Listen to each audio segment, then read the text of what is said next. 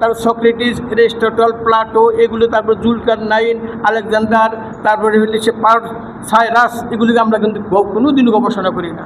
সেই জন্য আমরা যারা শিক্ষিত যে কোনো জগতে শিক্ষিত হোক, উনি একটা সাইড না, মৌলানা আজহার গাছী রহমতুল্লাহ এমন কোনো সাইড নাই যে উনি আলোচনা করে না গেছেন। সেই জন্য আমাদেরকে সবসময় হুঁশিয়ার করে দিয়েছেন, বাবা তোমার মৃত্যুকে স্মরণ করো, মৃত্যুকে স্মরণ করো, মৃত্যুকে স্মরণ করো।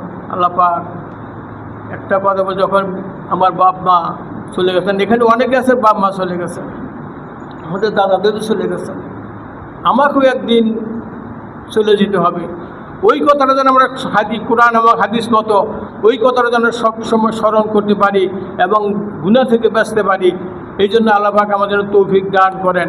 আমি আরেকটা কথা বলি, আমি বক্তব্য শেষ করে দিচ্ছি। আমার আরেক মুজাদ্দিদ শাবল সঙ্গে হুজুর কামলা রহমতুল্লাহ সবসময় বলতেন, বাবা